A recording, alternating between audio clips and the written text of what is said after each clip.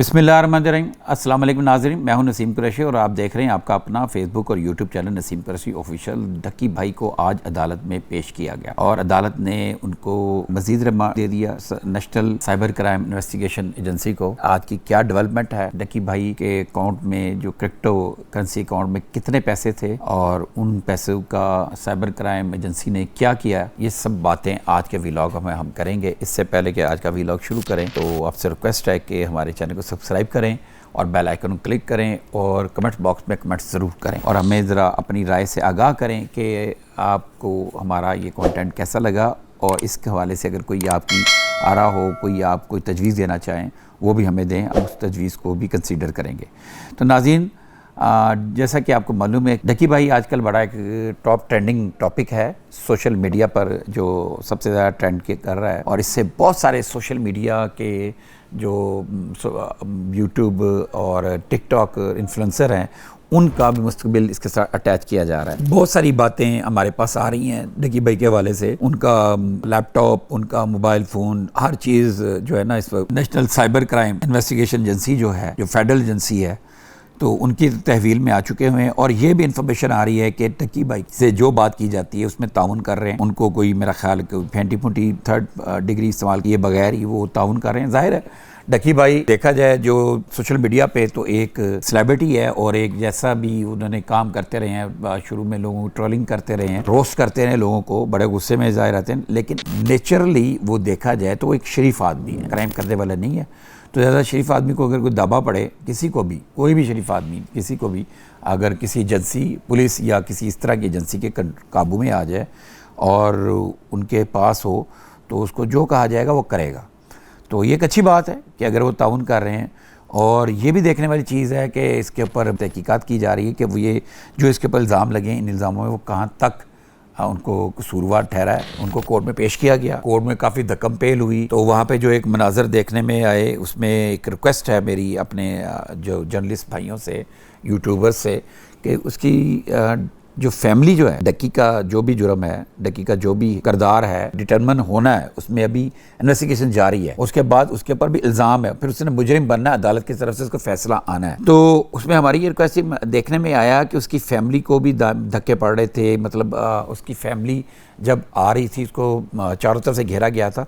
तो हमारी रिक्वेस्ट है कि फैमिली को कम अज़ कम हम जो है ना स्पेयर कर दिया करें।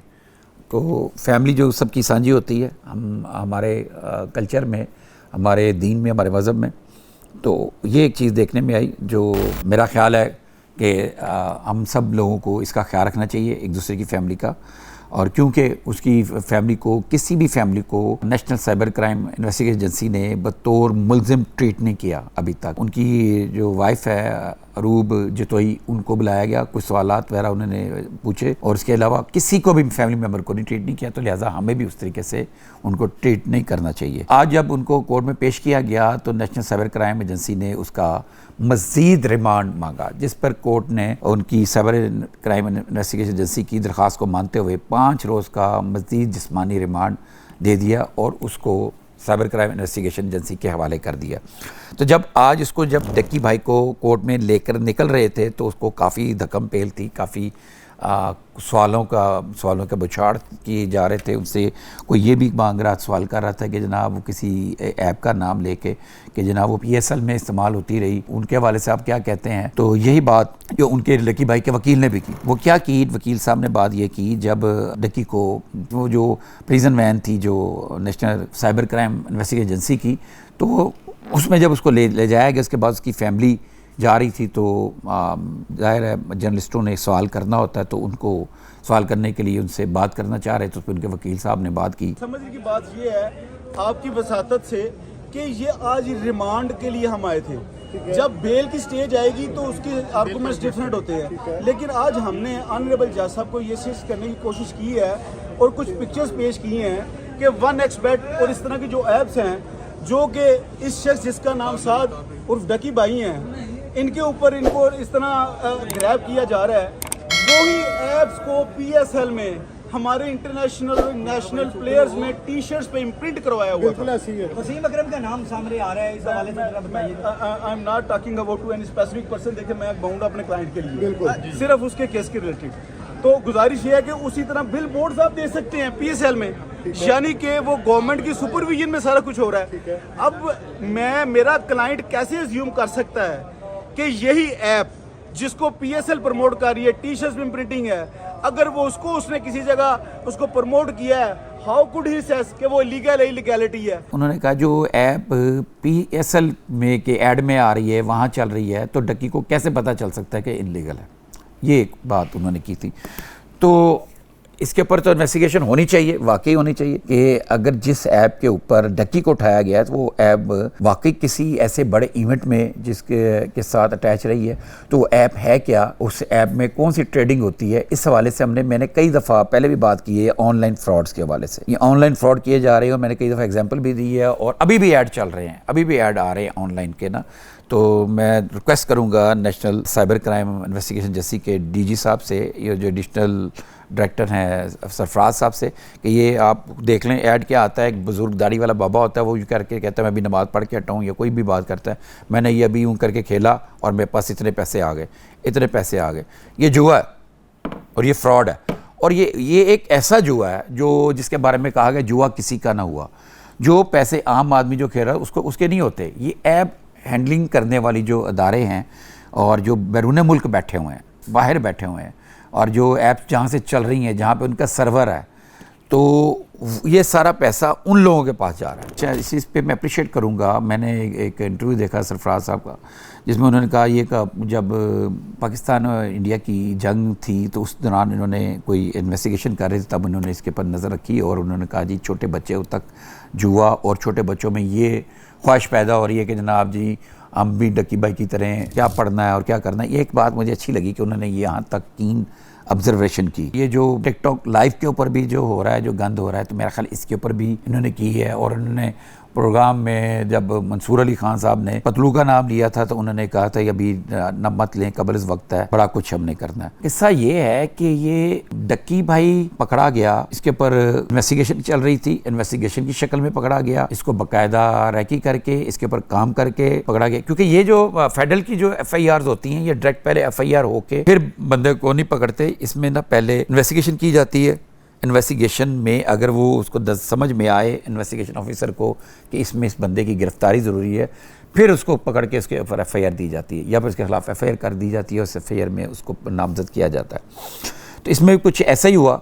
उसके ऊपर जो थी एडवर्टाइजमेंट, इलीगल एडवर्टाइजमेंट, इश्तिहारात, जो कि डक्की साहब ने बहुत सारी जुआ ऐप में तरगीब दी लोगों को ये करने के लिए कि आप आएँ और इसमें दें। तो जनाब अभी तक जो ताज़ा इंफॉर्मेशन आई है तो डक्की के जो क्रिप्टो अकाउंट में कोई 3,26,900 क्रिप्टो करेंसी थी जो पाकिस्तानी 9 करोड़ रुपए से ज़ायद बनती है। तो ये इतला आई है कि अभी अल्लाह बेहतर जानता है कि इसको अभी सीज़ कर दिया गया है। इसको अभी वहाँ से ये डक्की भाई या इसकी फैमिली इसको इस्तेमाल नहीं कर सकती, उसको ज़ब्त कर लिया गया। ज़ब्त करने का तो नहीं हम कहेंगे, अभी तो सीज़ कर लिया गया। डिटरमिन करना है कि ये जो पैसे हैं क्रिप्टो करेंसी में, अगर ये पैसे किस मद में कहाँ से आए और कहाँ से कमाए गए। रजब भट्ट ने भी कोई वीडियो आई है, उसने ये कहा है कि जनाब डक्की की जो पहली पेशी हुई थी तो उस पर उसकी ज़मानत हो जानी चाहिए। तो उसने बड़ा, उसका कहने का मकसद ये है कि ये इतना मामूली केस है। बहरहाल नाज़रीन, देखते हैं कि इसमें क्या होता है और इसमें आगे चल के क्या किया जाएगा। एजेंसियां हमारी लगी हुई हैं इसमें। एक हमने पहले भी बात की, इसका कोई इंटरव्यू आएगा, लेकिन इस तरीके का इसका छोटा सा इंटरव्यू, इसका एक बयान सोशल मीडिया पे आया है कि जब इसको कोर्ट में से लेकर निकले हैं और वो एक ऐसी गाड़ी थी, वो समझ में नहीं आई। उस गाड़ी के साइडों के ऊपर से कपड़ा उठाया हुआ था, उसको एक बंदे के साथ डक्की को वहाँ बैठा दिया गया। इतना सेंसिटिव जो मुल्ज़म है एजेंसी का, वो समझ में नहीं आया। और एक जगह पे इशारे पे रुकी तो एक रिपोर्टर साहब ने भाग के, नो डाउट उसने बड़ी मेहनत की और जाके ना उसका इंटरव्यू कर लिया। बताइएगा कि आप पे झूठा इल्ज़ाम है। जी, मैं सबसे पहले तो स्टार्ट करना चाहता हूँ कि मैं रोस्टिंग के ज़माने में रोस्टिंग वीडियोस वगैरह बनाता था जो कि एक अनएथिकल कंटेंट है। तो एक तो मैं पूरे पाकिस्तानी कौम से उसकी माफ़ी मांगता हूँ।